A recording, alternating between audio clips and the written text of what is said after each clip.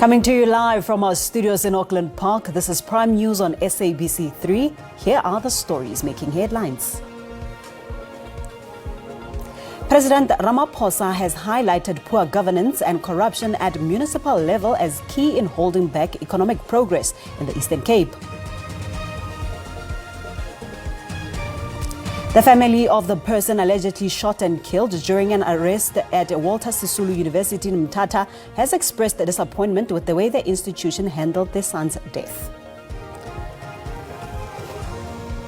Cricket South Africa took a major step in the right direction as the federation secured a big global role player in the motoring industry as a headline sponsor, the first in years.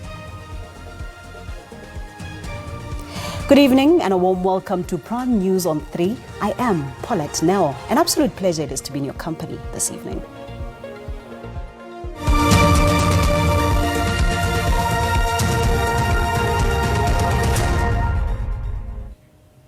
President Cyril Ramaphosa says that many of the challenges faced by the Eastern Cape in growing its economy have to do with poor governance and corruption, especially at the municipal level. Ramaphosa says the Eastern Cape is richly endowed with land, a coastline, ports and universities, but it's failing to use these to grow the economy. Cape is the poorest province with an unemployment rate of 36%. Youth unemployment even worse at 49%. Despite various attempts to improve the situation, the majority of young people are still without jobs. The true measure of progress will be in the manner in which we bring about changes to the lives of ordinary people in the province. That becomes the true test. How our people in the province perceive that as government we are having a positive impact on their lives. Poor governance, corruption and irregular spending of funds have also been cited as issues impeding the growth in the Eastern Cape.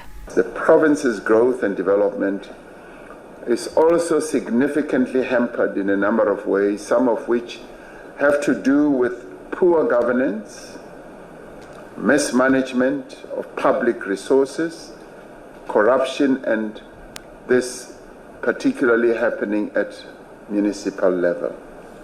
The Eastern Cape has also asked for a bailout or structured debt relief for municipalities indebted to Eskom and the fast-tracking of budget facilities for infrastructure support for irrigation schemes, schools and health facility upgrades. Lerato Fekisi, SABC News, Gqeberha. Meanwhile, President Ramaphosa will not be replacing Mcebisi Jonas as special envoy to the United States of America.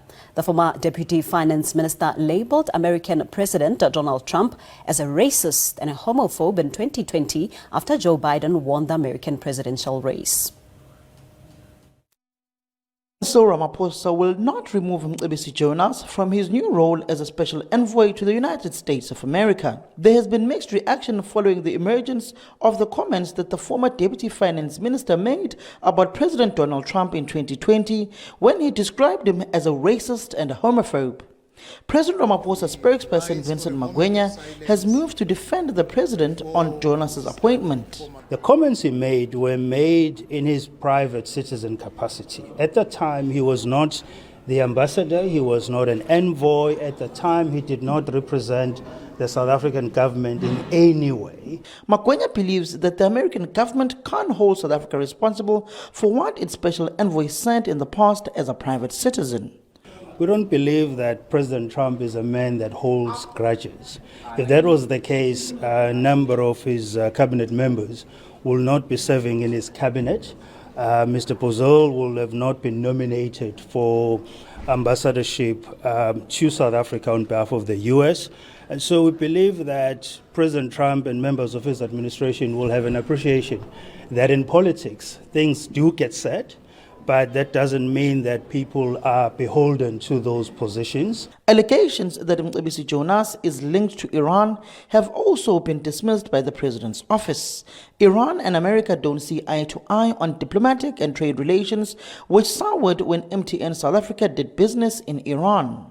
Mr. Jonas does not have ties with Iran as well as its leadership and political establishment. So we need to we need to differentiate these issues. The president believes Jonas will hit the ground running in fostering political, diplomatic and trade relations with the United States of America. Samkele Masego, SABC News, Bebeja.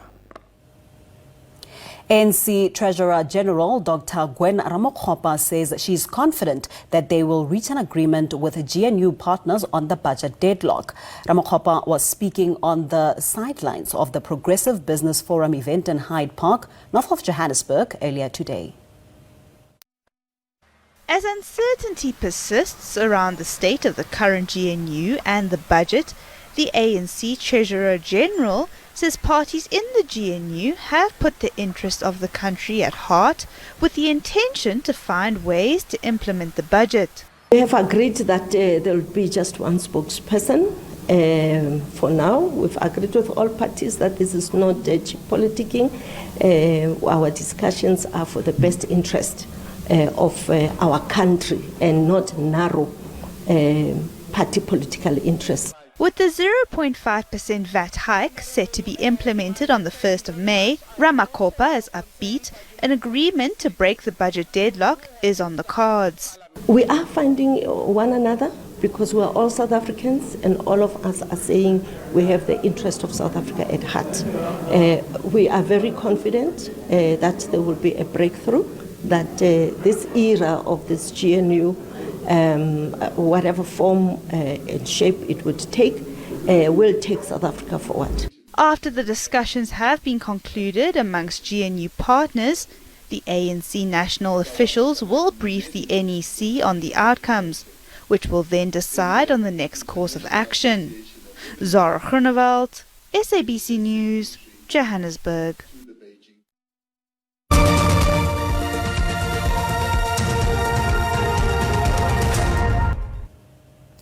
Welcome back. We continue with this. The family of the person who was allegedly shot and killed during an arrest at Walter Sisulu University in Mthatha has expressed disappointment with the way the institution handled their son's death. It is reported that the 24-year-old was a third-year student at the institution and that he is from Matatiele in the Eastern Cape province. Being malicious because these are the very same people led by Irene who went and visited the family yesterday. And then did, in fact, say to the mother of the family, the mother of the young man, that he is indeed a student. It is only after we investigated and came with our own evidence, proof of payments, his statement here at school, of everything, and witnesses that say that we are with him in class. That's when they took a turnaround and said, no, he is a student.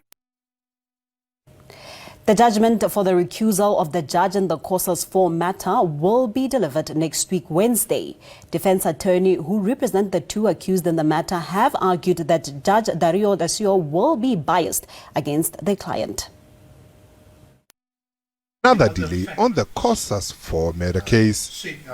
The representatives of the accused number 1, Hlomeli Falapita, and 2, Christian Rorich, want the judge to recuse himself from the proceedings. They say the judge might find himself compromised and biased against their client. As the family, we are still interested in finding out more. We still don't think that we have all the information about what happened during those days of the case. Speaking to the media, one of the accused, Hlomeli Falapita, reacted to the charges of kidnapping and murder, which were now deemed a crime against humanity. The question of crime against humanity, I think this actually National Prosecuting Authority is saving face with these charges. They are concocting charges that are completely unreflective of the history, the context in which we were. Because I was in the liberation movement. When this happened, I was only 2 months within the security system. Meanwhile, Falapita revealed to the court that he will have challenges with attending the court daily as he lives far from Johannesburg. He requested the court put him in the cells while the case continues. Nhlanhla Khatlani, SABC News, Johannesburg. Road users are warned to observe traffic regulations or face the full might of the law in Mpumalanga. The provincial government handed over 50 new traffic vehicles during the launch of the Easter weekend road safety campaign in Mbombela. Boots on the ground, these law enforcement officials are ready for the long weekend. Frequent roadblocks will be held across the province to maintain law and order. Last year, 17 fatal crashes were reported in the province over the Easter long weekend, an increase from 2023.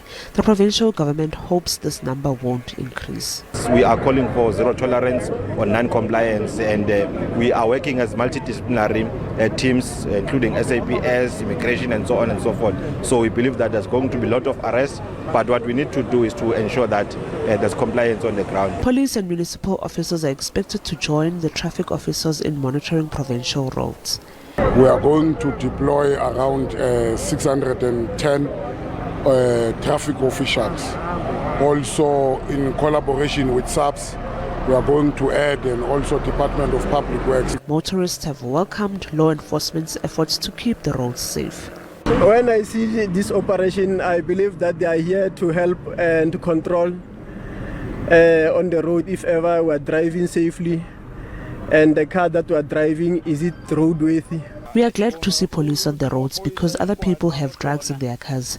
There's human trafficking too, so when the police are on the road, everything becomes safe. Meanwhile, the Border Management Authority will use their newly procured gadgets to monitor activities at the Lebombo border gate with Mozambique. We have actually deployed the body cams that are actually worn by our officials. We have deployed some of those in the north gate, or in the east gate actually, the one on the Mozambican side, and we have also deployed some on the south gate, as it were, together with some of the busy ports or busy area in the port. Plans are underway to improve the condition of the province's roads ahead of the long weekend. SABC News, Mbombela, Mpumalanga.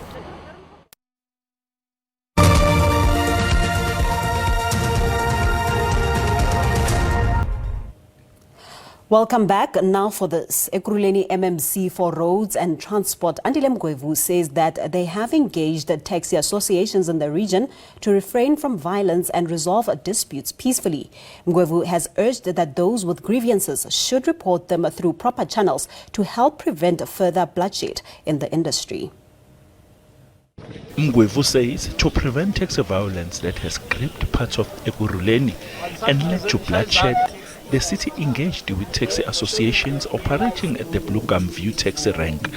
Despite initial confrontations and disagreements, the parties have now reached a consensus, with the engagements yielding positive results. We have engaged both taxi associations that that place is not a legal place. They must all move so that Tutuza get into this new rank, and Tsakane goes also to their own jurisdiction, which is Brakpan Taxi Association.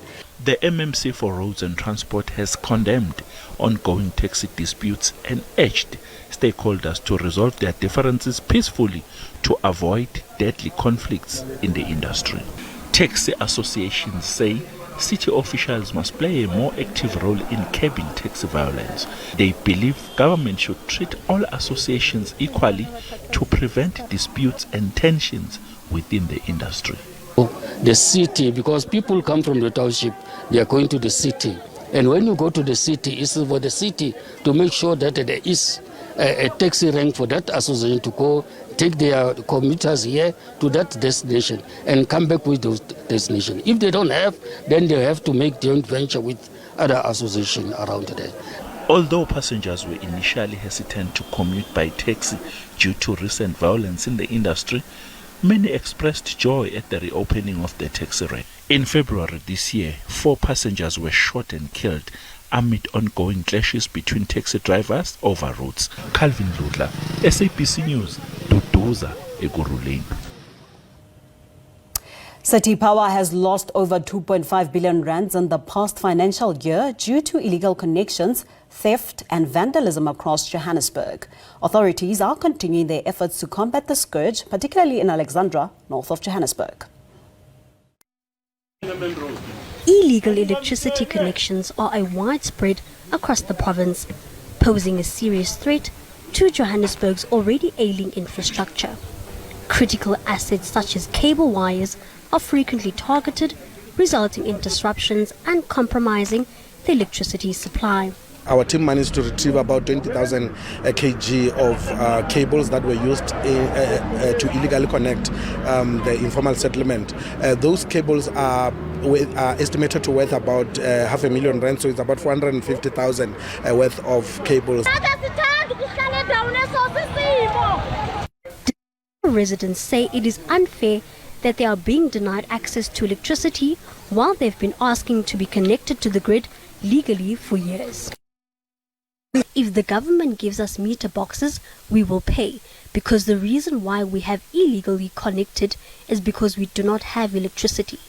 We are asking for meter boxes. Community leader in Greenville in Alexandra says several attempts have been made with officials to connect them on the grid. We're from IDP a few days back.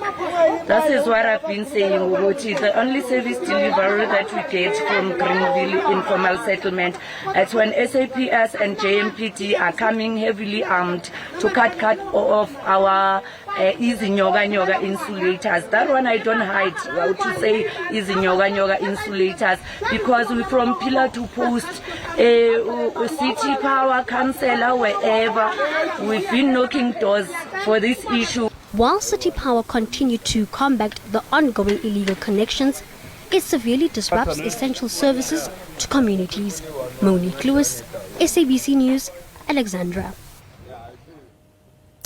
Tributes are pouring in for veteran actor Don Mlangeni Nawa. His death was confirmed by his family in a statement released earlier today. Nawa was a familiar face on South African television. He was best known for his iconic roles as Zep Matabane on SABC 3 soapie Isitingo, Lakasha in the classic SABC 1 sitcom Is Good Is Nice, and Zake Mhlongo in the 1980s drama series Hlala Kwabafileyo.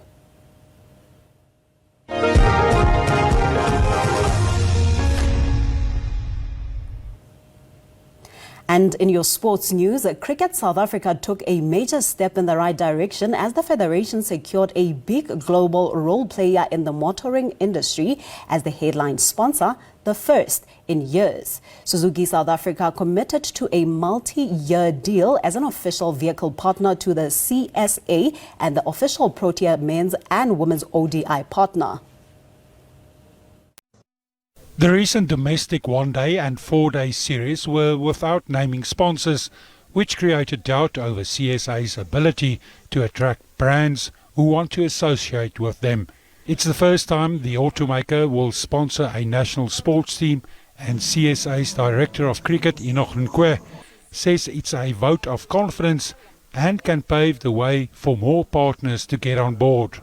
We believe it is a turning point. We knew when we all got on board that it's not gonna just happen overnight. We needed also to do some groundwork from our side and also on the field. Put out some good performances, but also off the field. Get structures in place and just get a clear direction moving forward. National players such as Rassie van der Dussen feels that such a big global brand will benefit national teams in the future.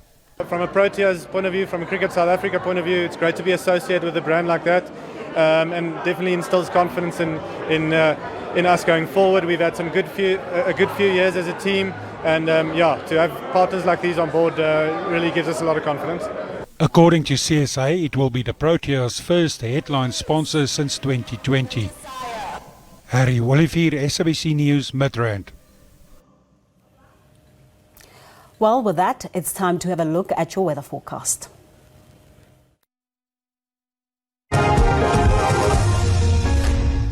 Good evening and welcome to the weather desk. Take a look at our weather for tonight. Partly cloudy conditions expected over most parts of the central and the eastern parts, with most parts of the east coast expected a 60 to 80% chance of showers and rain, which most parts of the northeastern areas we're expecting just a 30% chance of showers and thunder showers by this evening. Now for tomorrow, we're expecting isolated showers and rain to mainly be over the northeastern parts, with some morning fog patches expected over Limpopo, Mpumalanga into most parts of the central and the western areas of KwaZulu-Natal, as well as the eastern southwestern parts of the Western Cape, which might also reduce some visibility, so do take caution tomorrow morning. A 30% chance of showers and rain still expected, mainly along the east coast. 4 warnings tonight sent through by the South African Weather Service. We're expecting disruptive rainfall over the eastern half of the Eastern Cape, which might result in some localized flooding over those areas. For tomorrow, we're expecting the southwestern parts, especially along the west coast, to experience some felt fires due to some weather conditions conducive for that. Overnight temperatures, it will be cold over most parts of the northern areas of Gauteng, with Pretoria's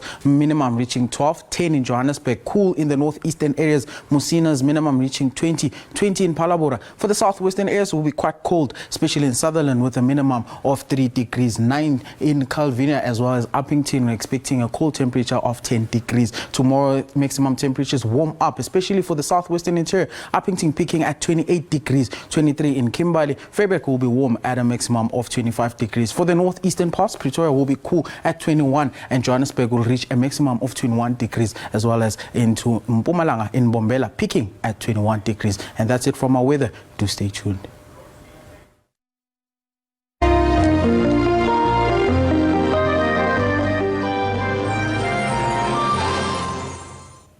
That concludes our time together this evening. Much gratitude for joining us. Until next time, it's good night and God bless.